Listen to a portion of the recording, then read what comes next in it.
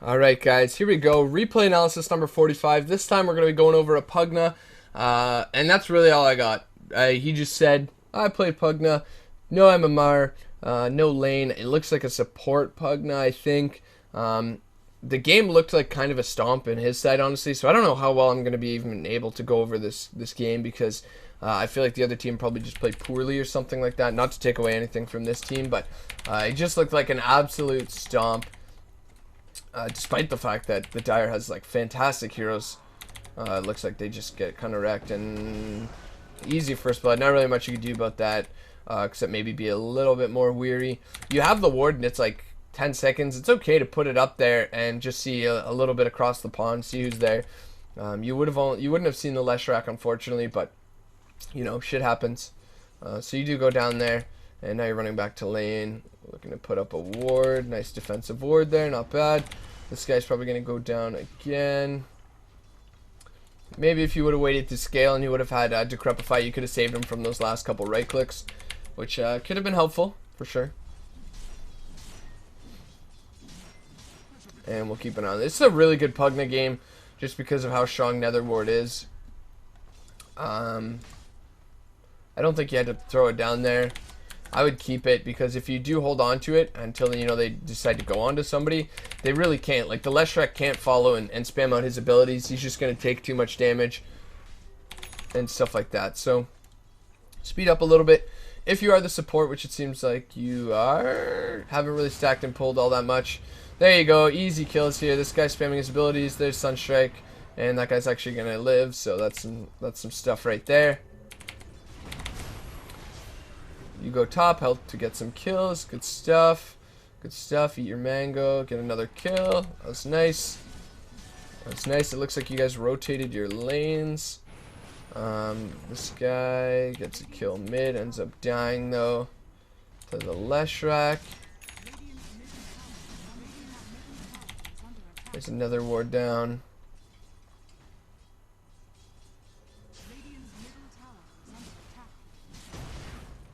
Go, pointing to Decrepify, not bad.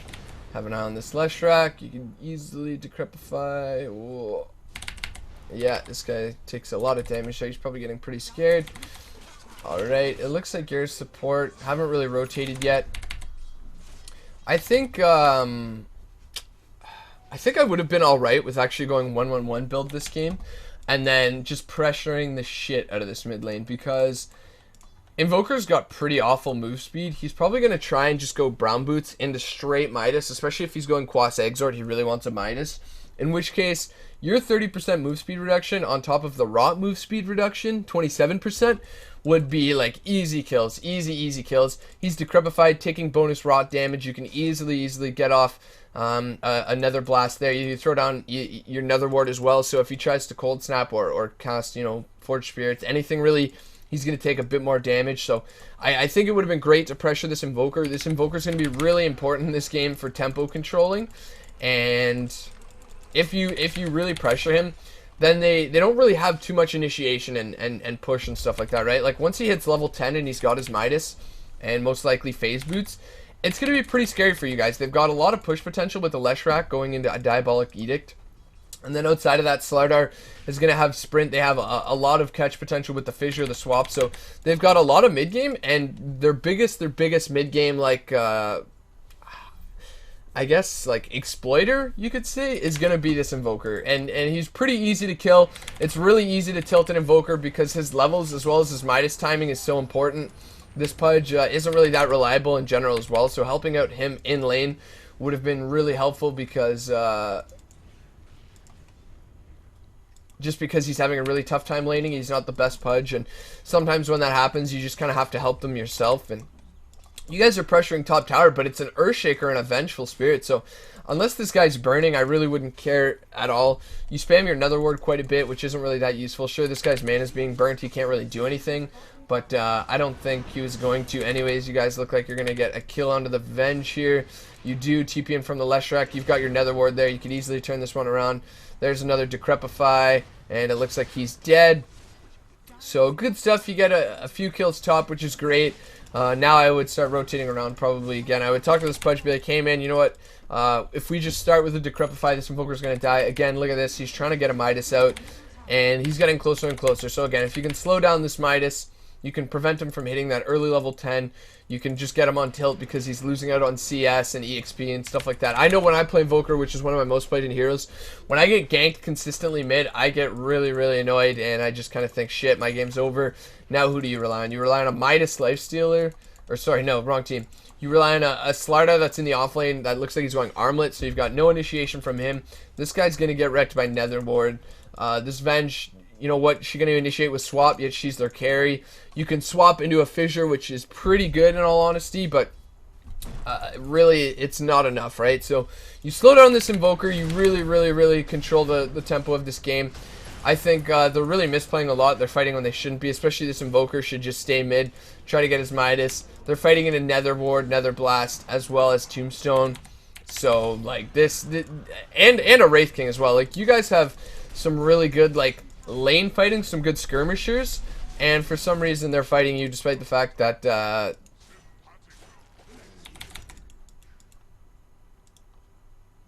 bottom tower is under attack. okay, alright, so they have no items on the Earthshaker. Vengeful Spirit going phase. Alright, what? Alright, so straight blink on ES. That's some shit that you don't see. Has enough mana for like 2 abilities.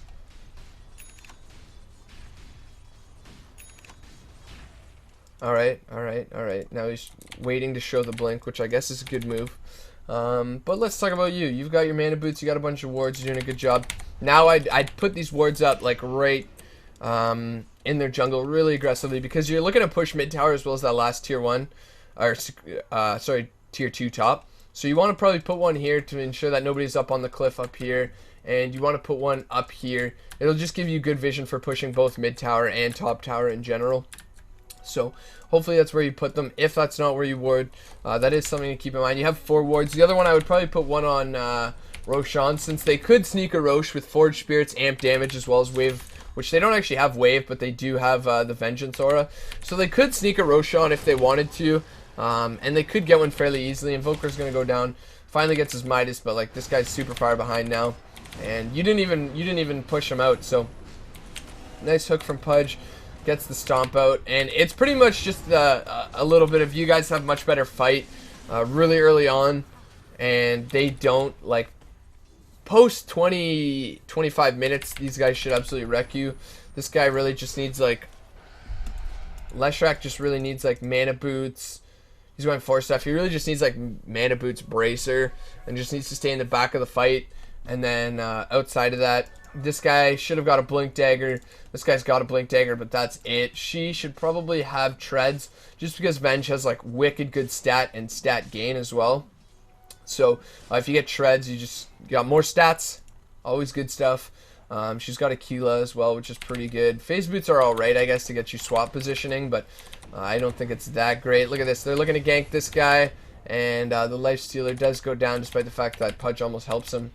Venge is saying, hey, I got swap, and I'm not focusing on you, but it's mostly because these guys are just misplaying, which is why you guys won, because you know, you guys have been fighting early on, which is great, which is good. Maybe you guys recognize that you have that, but I'm trying to say this is how, in an analysis like this, it's really tough to be like, oh, you did this wrong, this wrong, this wrong, blah, blah, blah, blah. Itemization wise, Aghanim Scepter, not that useful on you whatsoever.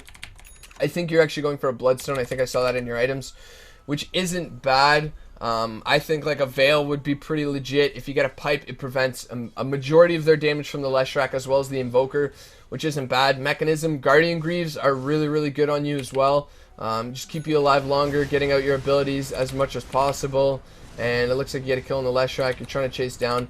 But Guardian Greaves just give you that much more sustain, which again, you guys are looking at a lot of early to mid game fighting, so it's pretty useful. At this point, you guys are so far ahead, you could probably go for anything.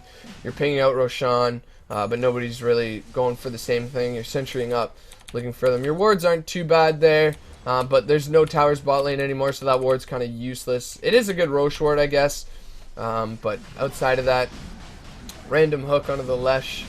And everybody's just dying now. So another ward, you put it up a little bit too early. Could have waited for that for sure. Looks like they try to contest it, but there's no way they can. Who has a mechanism? Undying? Alright, so Mech's going Guardian Greaves, or Undying's going Guardian Greaves. That's not bad. I'd probably still go for... Oh, yeah, you are going for eggs. Yeah, definitely not the item. Definitely not the item. Veil would be pretty legit since Undying's doing some pretty good magical damage as well as the Pudge. He's got magical pure damage both, but it doesn't really affect pure. But I mean, like, in general, there's a lot of magical damage. Force Staff as well to keep you alive a little bit longer in some of these fights, stuff like that. But realistically, you probably could have pressured mid lane a little bit more. If this Invoker was better, he probably could have controlled the tempo of this game a lot more. He's already decided to go for Meatball because they really need the team fight. Even though I think Forge Spirit's Cold Snap is better team fight than Meatball right now.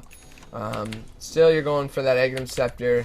But at this point, this game's pretty much over. I mean, realistically, you guys have like every outer tower. You got the Aegis. This guy can't even kill you. He went Eul Scepter, so he went the Wex Exort build. But didn't actually put any points into Wex, so he just kind of screwed up. He needs like 1 point into Quas, max Exort, more points into Wex here, and goes for like Deafening Blast. I don't think this Invoker has any idea what's happening right now. And then outside of that, you guys are just wrecking them. You now have an Agnum Scepter, which I mean, really, at this point, you could do like anything. You go on a Mega Kill anyways, so again, it doesn't really matter what you build. You guys should win, you know, no matter what. And again, I knew this was going to be a really difficult game to analyze because you guys just crushed them because they went like Blink first on Undying, or not Undying, on Earthshaker.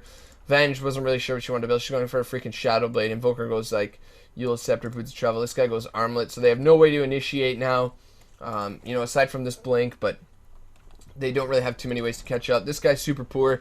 He's trying to go for like a Bloodstone next after Force Staff, it looks like. So he's not really familiar with how he should be playing Leshrac right now as well. So, I mean, you guys essentially won this 4v5. This guy was jungling early game as well. And when you fight 4v5, so I mean, he went Treads.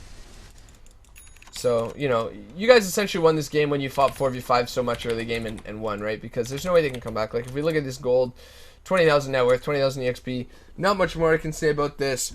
If you wanted to be a really good player, you probably would have pressured the mid lane a little bit more here. Slowed down this Invoker because he was one of the major keys here to getting some kills. Now he's got like Tornado, EMP. If he would have gone Quas Wex, he would have probably murdered you guys because you have a Wraith King as well as an Undying who require their mana pools to really do anything at all of use. So, you know, could have been pretty legit from him. He just like self-fuels here. I don't know what's happening. But more importantly, you could have pressured the mid lane more if you wanted to really control this game or really understand what you should have done. Your warding was a little bit off. You probably should have warded here and here. And then since you had 4, you still could have put 1 here for Roshan. And even 1 up here if you want to be super safe. Since you'll be pushing mid as well. You have vision up around behind the tower.